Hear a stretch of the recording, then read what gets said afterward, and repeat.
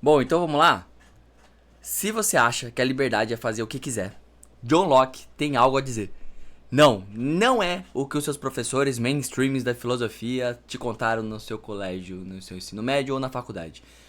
Imagina só, o filósofo que deu voz, que fundamentou a liberdade moderna, que inspirou a Constituição Americana, que influenciou revoluções em todo o mundo, ele seria cancelado instantaneamente se ele aparecesse hoje num campus universitário progressista. Por quê? Porque John Locke, ele defendia algo que o progressismo contemporâneo odeia mais do que tudo: limites. Sim, limites, tá? Então, pro Locke, a verdadeira liberdade não é a ausência de regra. É justamente o contrário. É a presença de regras justas que protege a sua vida, sua propriedade, o seu direito de discordar. Então, qual é a minha intenção de te revelar aqui nos próximos minutos? Como que esse pensamento lockeano ele desmascara completamente o autoritarismo disfarçado de progresso que domina nossa cultura hoje. Então, nesses próximos momentos aqui com você, eu quero mostrar com um documento histórico, com prova, com fatos, né? Como os autoproclamados ali defensores de hoje da liberdade não fazem. Só encontram nas falácias as suas retóricas argumentativas que do nada saem para lugar nenhum vai. Então, só promove exatamente o tipo de tirania que Locke ele combateu há mais de 300 anos atrás. E a gente está tentando ainda entender o pensamento dele. Então não é mais um videozinho de filosofia, tá? É um arsenal intelectual para você defender a verdadeira liberdade no mundo cada vez mais hostil a ela. Você não vai encontrar isso fácil na internet. Você vai ouvir Locke aí, histórias e filosofia, não sei o que, mas você não vai conseguir ter a curadoria que você vai ter aqui. Então, se você dá valor para esse conteúdo antes de eu prosseguir aqui e nunca mais cair nesses truques retóricos dos autoritários modernos, se você entende que a narrativa dominante, todas essas verdades inconvenientes estão surgindo e você não consegue se preparar porque você não encontra essas informações tão facilmente em qualquer lugar, e se inscreve, coloca sininho, não adianta nada, tem um monte aqui, a gente tá vendo o algoritmo de um monte de pessoas que não estão voltando, né? Então, é por quê? Porque fica esperando que o algoritmo vai te indicar de novo, não vai, muitas vezes não vai. Se você gostou, você tem que clicar, fazer isso para poder se tornar um agente de transformação. Se você não faz o que eu tô fazendo aqui, né? Então, que você faça esse mínimo, né? Não vai cair o dedinho, coloca lá o likezinho e o algoritmo entende que isso faz sentido para outras pessoas que têm uma mentalidade parecida com a tua. Mas precisa fazer isso, senão a gente não avança e não chega na comunidade conservadora, que é o que a gente está tentando criar aí pelos próximos 2 anos, tá bem? Bom, vamos lá pro vídeo agora. O John Locke, ele nasceu em 1632, tá? Na Inglaterra, num período de intensa turbulência política. Então ele viveu durante a Guerra Civil Inglesa, a ditadura do Cromwell, a restauração da monarquia e a Revolução Gloriosa de 1688. A famosa Revolução Sem Sangue, que tanto Edmund Burke cansa de dizer que os conservadores não são avessos ao progresso. Não é isso. Tanto é que a Revolução Gloriosa é uma revolução elogiada por Edmund Burke, e eu já falei várias vezes no canal, mas sempre vai ter um comentáriozinho que o status quo, o status quo. Fica com o seu status quo e sai do canal, para de assistir o vídeo. Fica quem realmente entende o que eu tô querendo dizer aqui. Então, não foi por acaso que esse pensador ele testemunhou tantos abusos de poder e que se tornaria o maior teórico da liberdade individual do seu tempo. Mas quem que foi Locke, tá? Ele foi um médico de formação, filósofo por vocação, um revolucionário por necessidade. O Locke ele desenvolveu uma teoria que mudaria para sempre a nossa compreensão de relação entre o indivíduo e o Estado. E o mais fascinante, ele não fez isso como um teórico abstrato, mas ele foi um homem profundamente envolvido nas questões práticas do seu tempo. O Locke ele foi secretário e médico pessoal do tal do Lord Ashley, tá? O conde de Shaftesbury. Era um dos líderes lá da oposição ao absolutismo do Carlos II. E essa proximidade com o poder, ele deu uma visão privilegiada dos bastidores da política, dos perigos do poder limitado, no caso ilimitado, né? Então, quando o Shaftesbury ele caiu em desgraça, o Locke ele teve que fugir para a Holanda, onde ele permaneceu exilado ali por 5 anos, mais ou menos. E foi durante esse período que ele escreveu uma das obras mais importantes que ele que se estuda, né, até hoje, quando se estuda liberalismo, que é 2 tratados sobre o governo civil. E o contexto histórico vai ser crucial para a gente entender o pensamento lockeano. Então ele escrevia em oposição direta ao Robert Filmer, né, que era o defensor do direito divino ali dos reis, e ao próprio Thomas Hobbes, né, que justificava o absolutismo como necessário para evitar o caos. Então Locke estava determinado a mostrar que existia uma alternativa tanto ao caos quanto à tirania. Então um governo limitado, baseado no consentimento dos governadores e no respeito dos direitos naturais, era o que precisava ser alcançado. E aqui a gente chega no cerne da filosofia lockeana, na filosofia política de Locke, a ideia de direitos naturais. Para Locke, todos os seres humanos eles nascem com direitos inalienáveis, que eles não deveriam de maneira nenhuma, por autoridade terrena nenhuma, ser violados, mas a própria natureza humana. Então são direitos que está baseado em 3 pilares: a vida, a liberdade e a propriedade. Note bem, propriedade não é felicidade, não é eudaimonia, não é a busca pelo prazer, não é o emotivismo ético que sai lá de dentro para fora, Nietzscheano, nada disso. Era como Jefferson, mais tarde, adaptaria na Declaração da Independência Americana. É propriedade. Então, pro Locke, a propriedade ela não era um luxo ou um privilégio, era uma extensão natural da liberdade humana. Então, quando a gente mistura o nosso trabalho com os recursos da natureza, eu fui lá, peguei aquela maçã, eu coloquei energia para subir com escada, o que quer que seja, e captar aquela maçã. Por que ela se torna minha? Porque eu coloquei trabalho ali. Então, eu vou transformar esse recurso em propriedade própria, em propriedade legítima. Desculpa o pleonasmo. Então, essa concepção de propriedade como direito natural é precisamente o que torna Locke tão indigesto para o progressismo moderno, para o progressismo contemporâneo. E aqui tá o contra-argumento mas eu coloco energia naquilo e aquilo não é minha propriedade. É lógico, porque nos dias de hoje, né, eu faço um telefone e aquilo é do outro, e porque o empresário...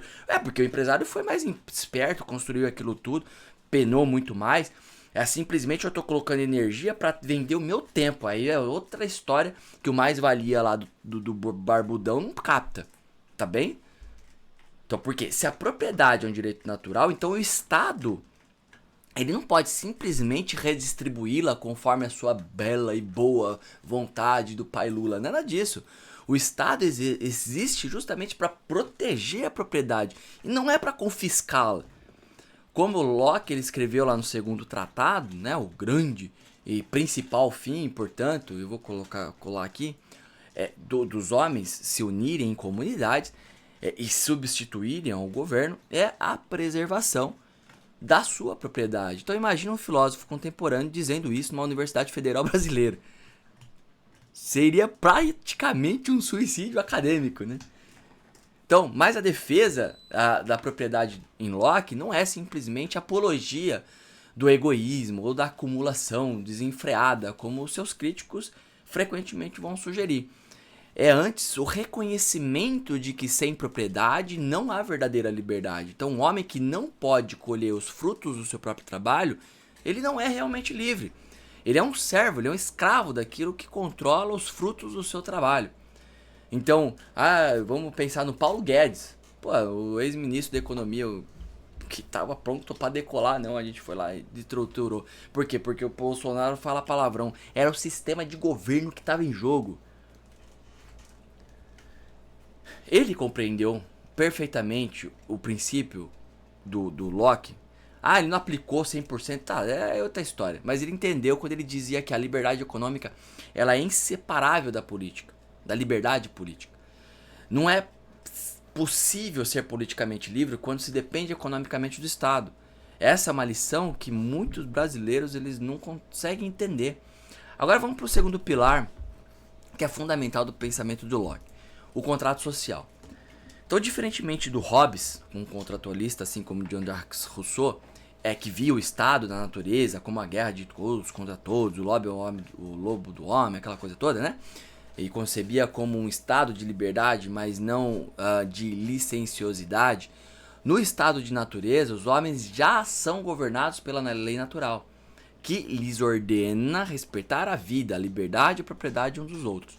Então, o problema do estado de natureza para o Locke, ele não é a ausência de moralidade, mas a ausência de um juiz imparcial para resolver disputas. Então, por isso que quando ele vai falar dos três poderes, para ele o mais importante é o legislativo. Então, quando um homem viola a lei natural, todos vão ter direito de puni-lo. Mas isso pode levar a vinganças excessivas e conflitos intermináveis. Então, para resolver esse problema que os homens formam, sociedade civil, e estabelecem um governo, antes disso, nota a diferença crucial aqui. Para o Hobbes, a gente entra numa sociedade para escapar do caos. Tá bem? Para o Locke, a gente entra numa sociedade para proteger melhor direitos que já possuímos naturalmente. E essa é uma distinção fundamental, porque no modelo hobbesiano, cedemos nossos direitos ao soberano em troca de proteção, correto? No modelo lockeano, a gente mantém os nossos direitos e apenas delegamos ao governo a autoridade para protegê-los. E aqui a gente chega no documento histórico que eu prometi lá mostrar, tá? Em 1689, um ano depois da Revolução Gloriosa, o parlamento inglês ele aprovou a Declaração de Direitos, Bill of Rights, correto? Que é um documento que limitava os poderes do monarca e garantia certos direitos aos súditos. Henrique VI e tudo mais, a galera toda ali teve muita influência em tudo isso. Mas vamos concentrar aqui no Locke pra gente não capturar muita coisa da história e a gente vai ficar 3 horas aqui falando. É um documento fortemente influenciado pelas ideias de Locke, né? Ele estabelecia ali que o rei não poderia suspender leis, cobrar imposto ou manter um exército permanente sem consentimento do parlamento. Então a Declaração de Direitos inglesa, ela foi revolucionária por quê? Porque ela inverteu a lógica de poder. Então não era mais o povo que precisava justificar suas liberdades perante o soberano, mas era o soberano que precisava justificar suas ações perante o povo. Então essa inversão é a essência do liberalismo moderno, do liberalismo político clássico e o fundamento de todas as democracias constitucionais modernas. Agora compare isso com o que a gente vê hoje. Os autoproclamados progressistas, né? Ele vai defender um Estado cada vez mais poderoso, que é capaz de regular os mínimos aspectos da vida privada. Desde o que a gente pode dizer até o que a gente e como a gente deve educar os nossos filhos. Meio que a República de Platão. Então, eles não pedem permissão para interferir nas nossas vidas. Eles simplesmente assumem que tem o direito de fazê-lo em nome do bem comum, do progresso social, porque a minoria XYZ junta ali somada com 50 mil pessoas dá isso, falou isso, e bota em goela abaixo, de cima para baixo, para todos os 200 e tantos milhões de pessoas obedecerem. Como o Mário Ferreira dos Santos uma vez ele observou, né, um grande filósofo brasileiro, o totalitarismo moderno ele não vem mais sobre a forma de botas militares, mas de burocracias benevolentes que prometem cuidar de nós do berço ao túmulo.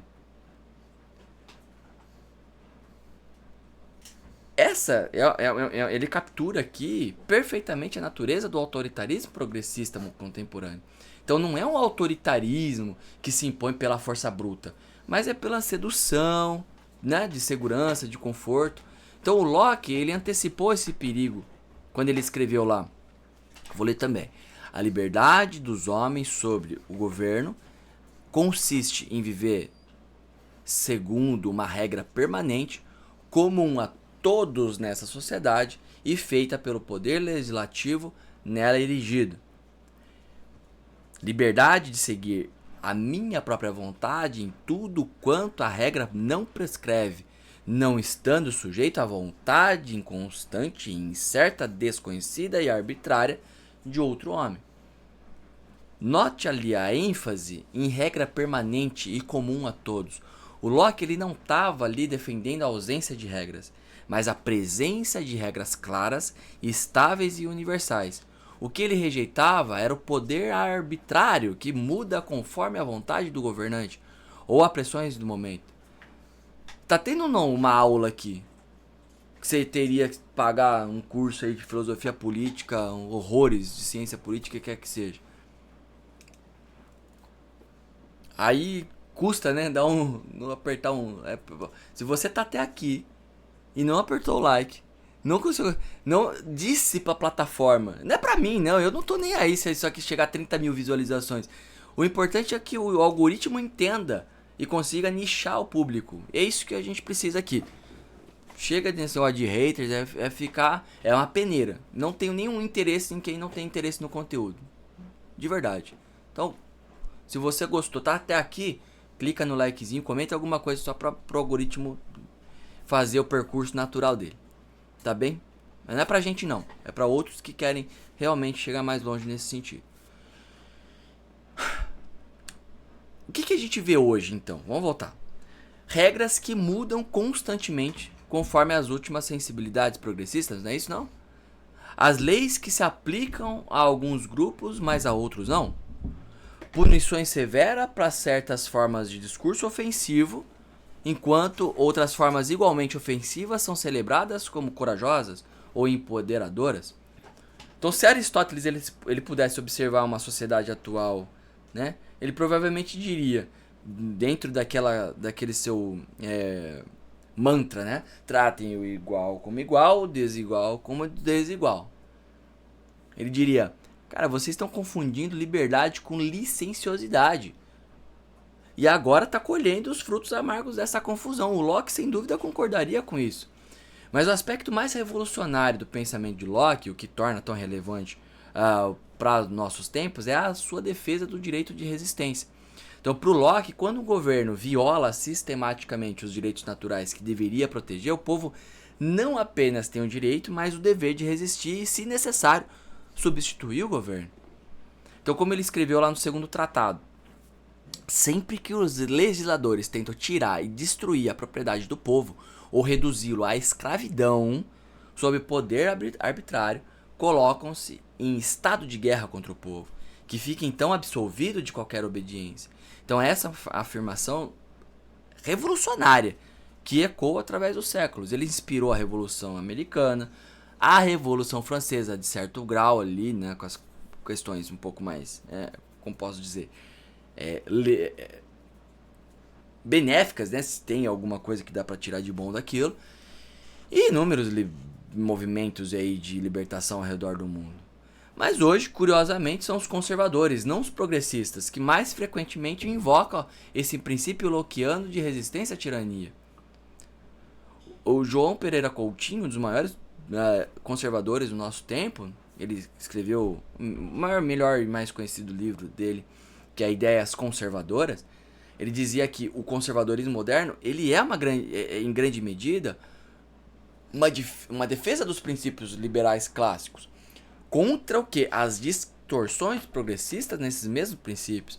Então é uma observação que captura perfeitamente a ironia da nossa situação atual. São os conservadores, não os progressistas, que hoje defendem a verdadeira herança do liberalismo lockeano. Mas por que cargas d'água isso acontece? Né? Por que os autoproclamados ali progressistas abandonaram os princípios de liberdade individual, que deveria ser o cerne de qualquer visão verdadeiramente liberal? A resposta está justamente na evolução do próprio progressismo. O progressismo contemporâneo ele não é mais o liberal clássico do Locke, do Jefferson ou do John Stuart Mill.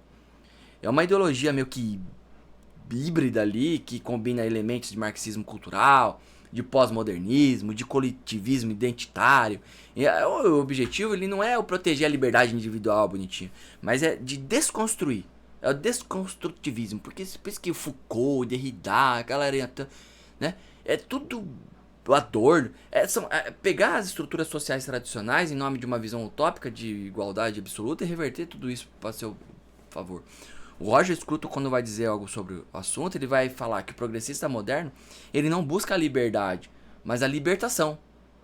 Não a liberdade de coerção, mas a libertação de todas as normas. Trata das tradições, as instituições que moldaram a nossa civilização ocidental. Então essa distinção entre liberdade e libertação, ela vai ser crucial para a gente entender o abismo metafísico, até mesmo, que separa o liberalismo lockeano do progressismo contemporâneo. Então Locke, ele defendia a liberdade dentro de um quadro moral e social estável. Ele acreditava que a liberdade só poderia florescer numa sociedade onde certos princípios fundamentais, como o respeito à vida, à propriedade privada, aos contratos, fossem universalmente reconhecidos e protegidos. Então o progressismo contemporâneo, pelo contrário, ele vê esses princípios como construtores sociais que eles devem ser desconstruídos em nome da justiça social. Tá bem? Então é por isso que o progressismo, apesar da sua retórica de liberdade e emancipação, frequentemente recorre a métodos como esse. Então, assim, essa posição epistemológica ela tem profundas implicações políticas. Se a gente não tem acesso direto a verdades absolutas por meio da razão pura, a gente tem que construir o nosso conhecimento gradualmente por meio da experiência. Então, a gente precisa ser humilde nas nossas pretensões políticas. A gente não pode simplesmente redesenhar a sociedade de acordo com algum plano racional perfeito, porque nossa razão é limitada por nossa experiência. Então, essa humildade epistemológica, ela está no cerne de tanto do liberalismo clássico quanto do conservadorismo burkeano. É o que leva ambas as tradições a desconfiar de esquemas grandiosos de transformação social, utópica, né? E prefere ali as mudanças globais testadas pela experiência. Então, o progressismo contemporâneo, pelo contrário, ele exibe uma arrogância epistemológica impressionante. E apesar desse relativismo moral, ele, paradoxalmente, ele assume que possui um conhecimento moral superior que justifica a imposição das suas visões aos outros. Então, como disse o Thomas Sowell, a visão dos intelectuais da esquerda é que eles têm tanto conhecimento e sabedoria que o resto de nós deveria ter nossas vidas administradas por eles. Então, se o Locke pudesse observar nossos debates contemporâneos, provavelmente ele ficaria horrorizado com essa arrogância. Ele entenderia imediatamente que o progressismo moderno, longe de ser uma extensão do seu pensamento, é na verdade uma regressão ao tipo de absolutismo que ele passou a vida combatendo, apesar de uma roupagem diferente. Agora vamos aplicar o pensamento do Locke a algumas questões concretas do Brasil contemporâneo, tá? Considera lá a regulação da mídia. Os defensores dessa regulação, né? A dona Janja ali, né? Com seu Xi Jinping, amiguinha lá. É necessário para garantir o quê? Para eles? Pluralidade de vozes e combater a desinformação. Para combater a desinformação, de fato, leia o livro Desinformação, tá bem? Do Ion Pacepa. Fica a dica. Mas o Locke, ele vai lembrar a gente que dar ao Estado o poder de determinar o que é verdade, o que é desinformação, é abrir a porta para censura, para tirania. A verdadeira pluralidade de vozes, ela só existe quando o Estado não tem o poder de silenciar nenhuma voz. Ou considera lá políticas de cotas raciais. Né? Seus defensores argumentam que elas são necessárias para corrigir injustiças históricas e promover a igualdade. Mas o Locke ele lembraria a gente que tratar os indivíduos primariamente como membros de grupos sociais e não como indivíduos com seus direitos inalienáveis é uma forma de coletivismo que vai ameaçar a base mesma da liberdade individual. Então, cada um desses exemplos a gente vê um padrão. O progressismo contemporâneo está disposto a sacrificar liberdades individuais fundamentais em nome de uma visão coletiva de justiça social. Em cada caso, o pensamento do Locke ele oferece um poderoso contraponto e vai lembrar a gente da verdadeira justiça que começa com respeito aos direitos inalienáveis de cada indivíduo e tudo mais. Mas o Locke viveu no século XII com as suas ideias, como que vai aplicar no século XXI? Cara, essa objeção ela subestima todo o pensamento de tudo. Você não sabe ler clássico, não sabe ler coisas que resistiram ao teste do tempo. Para com isso.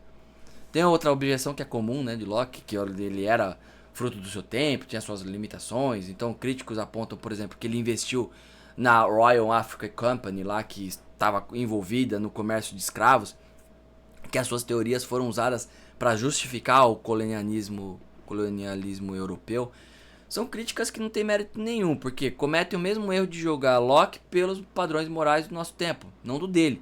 É um anacronismo. E vai ignorar também que os princípios estabelecidos por Locke, especialmente a ideia dos direitos naturais inalienáveis, eles forneceram a base filosófica para os movimentos abolicionistas e anticolonialistas, que viriam mais tarde. Então tem um sujeito chamado Frederick Douglass, um ex-escravo, tá? E abolicionista ali, americano, ele escreveu que, abre aspas, né?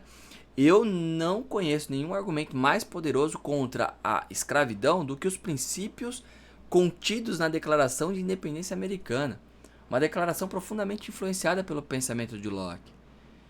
Então, assim, como também vou citar de novo João Pereira Coutinho, ele disse que o progressismo contemporâneo quer os benefícios morais do universalismo liberal sem aceitar os seus fundamentos metafísicos. O Locke não tem paciência para incoerência. Para ele, ou existem princípios morais objetivos baseados na natureza humana, ou toda moralidade é meramente convencional e, portanto, não pode servir como base para críticas morais substantivas, subjetivas ou substanciais, como você queira, a outras culturas, a outras práticas. E aqui a gente chega no cerne do conflito entre o liberalismo lockeano e o progressismo contemporâneo. Então, o primeiro está fundamentado numa visão natural da natureza humana como algo real e objetivo que impõe limites morais ao poder político. E o segundo vai ver a própria ideia de natureza humana como uma construção social que pode e deve ser desconstruída em nome da emancipação. Essa é uma diferença fundamental. Então, o Locke ele viu como a rejeição de limites naturais ao poder levou ao absolutismo de Luís XIV na França, com toda aquela maluquice lá de Versailles. É bonito tudo, mas pô, a que custo, né? As pretensões teocráticas do James II na Inglaterra. Ele entenderia que o progressismo contemporâneo, com a sua rejeição ali de limites naturais, a sua confiança ilimitada no poder transformador do Estado, é apenas a mais recente manifestação de uma tendência autoritária que não é tão antiga quanto a política. Então, o Locke também, ele dava esperança pra gente. Ele lembraria que a liberdade ela não é um luxo, um privilégio, mas um direito natural que deriva da própria natureza humana.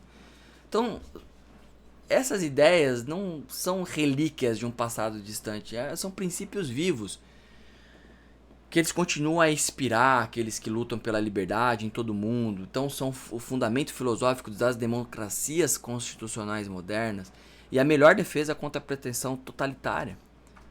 Né? Venham elas de direita ou de esquerda. Então, como os conservadores que nós somos, a gente tem que reconhecer a nossa dívida com Locke e defender o seu legado contra essas distorções todas do progressismo. A gente tem que se lembrar como que o conservadorismo clássico surgiu. E como bem observou o Roger Scruton, não é uma rejeição do liberalismo clássico, mas a sua defesa contra as perversões que transformou o progressismo contemporâneo. Então, como cidadãos de uma democracia frágil como a do Brasil, a gente tem que estar especialmente atento às lições do Locke. Tem que lembrar que a liberdade não é garantida, mas deve ser constantemente defendida contra aqueles que sacrificam em nome de utopias coletivistas ou seguranças ilusórias. Então, se você concorda com tudo isso, eu tenho preparado aqui um compêndio. Ele tá no link da descrição para você adquirir. Fique muito à vontade, não fique pressionado a adquirir, fique tranquilo com relação a isso. É só uma forma de impulsionar o canal. Mais importante do que isso é fazer com que o algoritmo entenda que você gostou e vai compartilhar com mais pessoas, pra gente ir nichando isso daqui e encontrando o nosso público, tá bem? Se você chegou até aqui e valoriza isso, faça o que eu tô pedindo, porque é um campo de batalha, é um campo de ideologias. A gente vai vencer pela medida ponderada da argumentação e não por meio da revolução armada como queria o barbudão lá, tá bem? Então um grande abraço e nos vemos numa próxima oportunidade.